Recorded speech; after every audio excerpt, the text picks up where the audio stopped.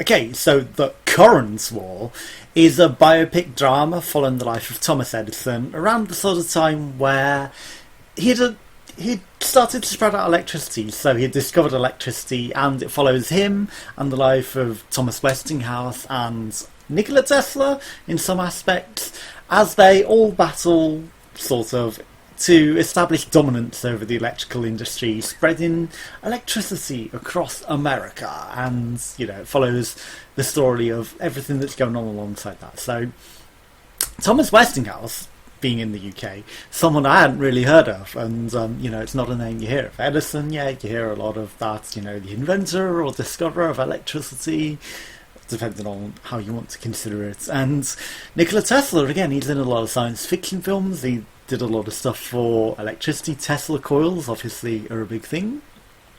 So it's an interesting sort of story that follows the battles and the relationships and how electricity got spread across the lands and, the different mindsets behind the things going on. So, if you use electrical devices or any of this, it might not have been something that I would have paid to go to the cinema for, but I had the opportunity to go free. So, I thought I'd give it a go. I didn't actually spoil what it was about until I got there. And, it gets pronounced The Current War. And, you might think it's a war movie. It's definitely not a war movie. So, you just throw that out your head. It's all about electricity in these people's lives. So, there may be spoilers in my sort of review here, because I'm going to go into a few different things, but, I'll try not to spoil it too much. It all starts at the beginning, where Westinghouse is known for his air brake on trains, and that's kind of what he's famous for. And he's trying to arrange a meeting with Thomas Edison to discuss something, but it's not really stated what they want to discuss until at the end of the movie, where there's a big reveal and, it kind of shows a few different things, but also you've already discovered a lot of the personality aspects through the journey of the movie at that point. But yeah, Thomas Edison decides to ignore them and goes past them on the train, and, because he's spurned by being ignored, he decides to go out into the industry himself, and he's been known for gas and other things, and he was rich, and then he's used all of his money to take on Edison because of being spurned like this, and it's like he's going to compete against him in the electrical industry. So whilst Edison is trying to do DC, which we know for batteries and things like that, Westinghouse decides he's going to go out on the AC route, which is obviously what we all use today across the world. And, there's advantages and disadvantages. It goes into a lot of different things, like how it's dangerous and, how it's blah, blah, blah, blah, blah, and all this other stuff. Try not to spoil it too much, because if I literally do all that, it'll literally spoil a lot of the different things in the movie. But yeah, there's interesting things with the battles across for AC and DC, but Edison is determined to never use DC, and he hires Nikola Tesla originally on his payroll, and Nikola Tesla, he says to him he has to invent one minor invention every week, and 6 minor inventions every week and one major invention every 6 months or something. And then there's something about a bonus of $50,000 if he does something special. And then when it comes to Nikola Tesla saying that, he's like, "Are you even going to pay my $50,000?" And he's like, "No, that was just a joke." So Nikola Tesla really gets screwed over. But I'm going to go into a few things with Nikola Tesla's personality and things a bit later. But these are interesting things in the movie, and a lot of it, Thomas Edison is trying to be famous. He doesn't really care about the money. He doesn't care about making a profit off this. He just wants the Edison name spread across the world and to be remembered, and that's why he was doing all of his inventions and all this other stuff. And yeah, clearly it worked, because especially in the UK, we don't know who Westinghouse is. Westinghouse may win the current war, but do we even know who he is? No. Edison is well known, He's the well-known inventor. Of course, he also invented moving pictures and the telephone, and that's also another thing that comes into maybe why he was a bit jealous and protective, because he had his ideas for the telephone stolen and beaten to it by someone else, and he starts feeling protective over all of his stuff, and he doesn't want to share all of his intellectual property because it's just been taken away from him and used by other people. So that may have also been why he didn't want to do this meeting in the first place, because he thought this person was trying to do that.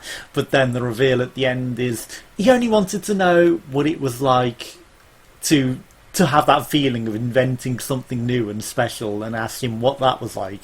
So he never wanted to go down this road in the first place. And it's because of Edison snubbing him that the entire process starts off where he goes down this whole road of taking on Edison and trying to just defeat him and, do everything better than him. So, he's got a dirtier, cheaper, better, but maybe less safe. But even though it isn't really dangerous at all, and unless you do things wrong and, mess it up, and that only comes down the line of other things happening. So, again, I'm trying not to spoil too much, but yeah, the whole process only really starts off because Edison snubbed him, and if he'd have met him in the first place, then none of this probably would have happened. And then, Edison was determined that we would never have AC because he thinks it's dangerous, so, we'd have probably never had AC, even though Tesla was trying to get him to go to AC because it's better and cheaper and, more efficient and can go further and all of this. But,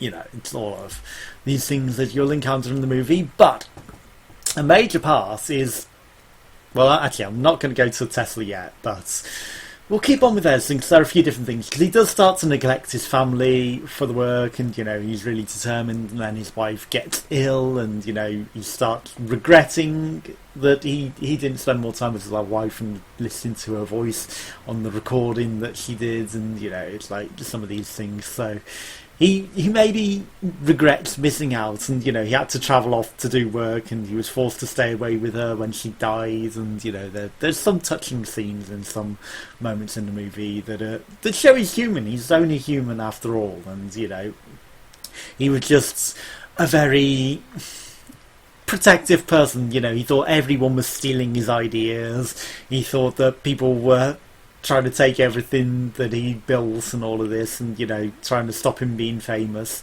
But a lot of that is also things that maybe caused the conflict, and also caused him to miss out on being with his wife, because if he had not cared about all of that, then he'd have spent more time with his family. He would have never had this entire war in the first place. And there's a lot of interesting things as to how electricity came to be about, and if it hadn't have been for any of these things, would we even have had electricity? Or, well, we would have had electricity to some degree, but we'd have had, like, DC and so many power plants everywhere that it would have just been unfeasible, and I don't know, it's pretty crazy.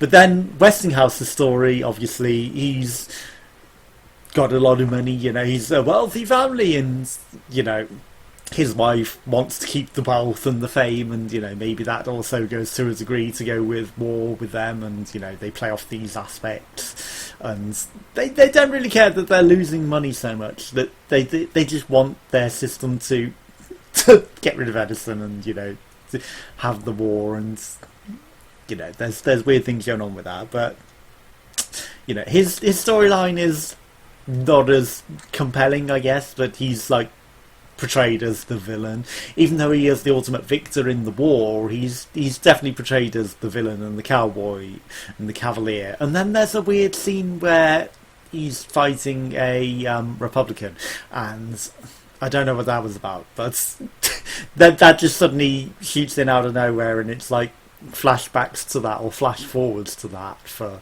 a long part of the film, and it's like I don't get the cross reference, but maybe it's an American thing, I don't know, but I really didn't get what that was all about. And he convinces the guy that he hasn't armed his gun and then shoots him, and it's like I really don't know what all that was about.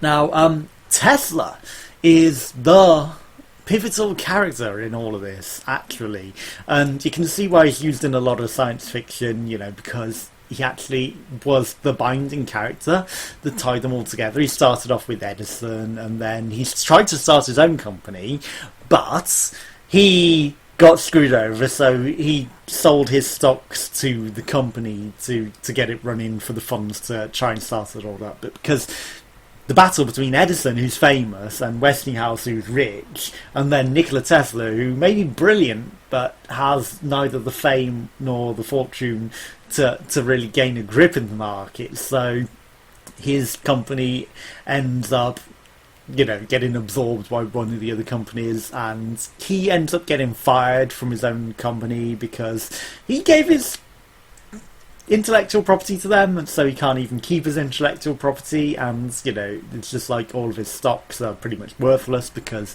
his company couldn't really get off the ground either, so he ends up losing out on that. Then he starts hustling people, and he's not really trying to hustle with Paul, but you can see that maybe he's like either autistic or Asperger's to a degree, or maybe just very OCD.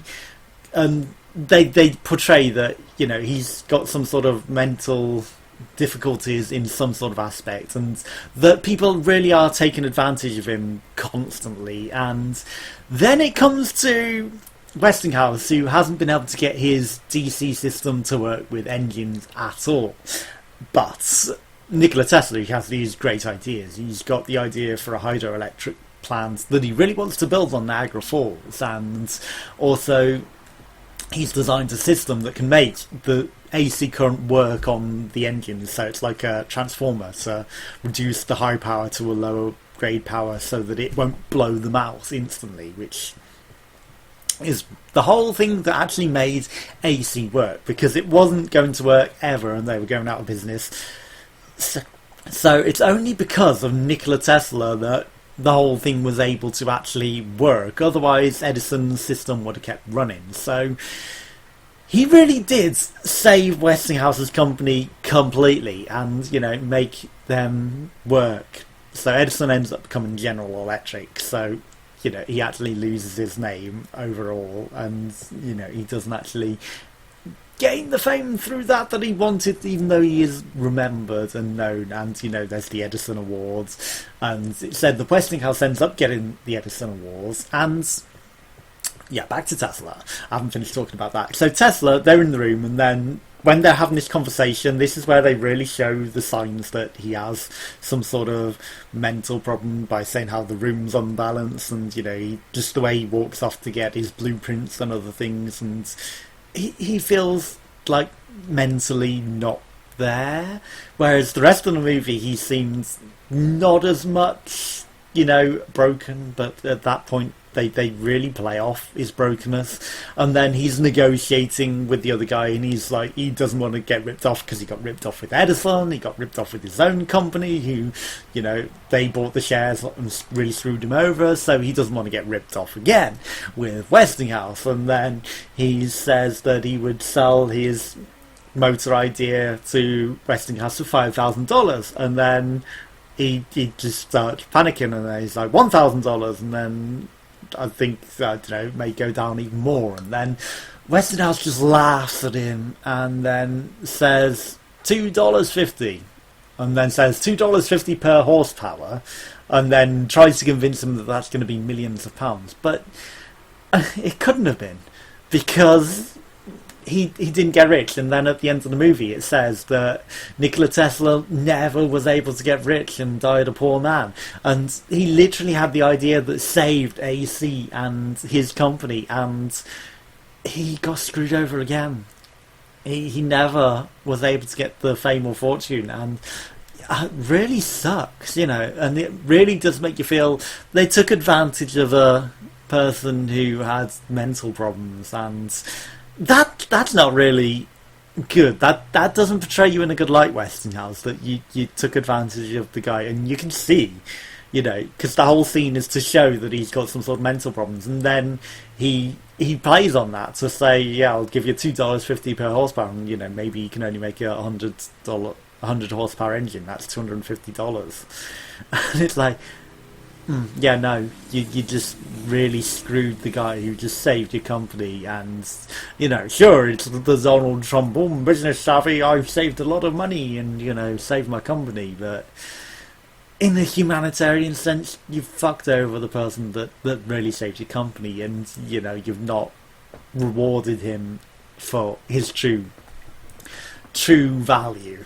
to say it the least. So, yeah, I really feel that Nikola Tesla was the one that lost most of all. I know Edison lost his wife, but Thomas Edison, not Thomas Edison, Nikola Tesla, he never got married, he never found his love, he devoted his life to invention and all this, he never got rich off it, he had other people steal all of his ideas, more than Thomas Edison, who was scared of all that, he was the true victim of all of this, and, Westinghouse used all of his money to make a great system that worked all across America and spreads AC, and, this all led to other inventions and other things as well, and Edison ended up getting fame for the motion pictures and things like that, so, he got famous after all, but I don't know, I just feel like there should have been more of Tesla in the story, and, more of how he really got screwed over again, and they just ended it without going into all of that. It ended abruptly, in my opinion, for some of the things. Then they just put up like text on the screen, but saying that, it was still a good and interesting movie, but maybe something I would watch on TV. I might not have necessarily gone to choose it to watch either, but for having gone for free, it's something that I'd suggest, if you catch it on TV or you want to go to the cinema, it's an interesting movie and it's an interesting portrayal. So, they've portrayed it pretty well, and I'd suggest going to see it. But, it's like, I wouldn't have gone and paid to go see it, and, I wouldn't have even thought to go watch it if I'd have even read the concept and all of that. But, for a free movie I went, and yeah, I was pleasantly surprised. So it's an interesting film, and, I'd suggest it's going to be a film 4 sort of film. Definitely it's going to be all over film 4, like, non-stop once they get the opportunity. But if you get the chance to go see it, go see it. See you around. Bye-bye.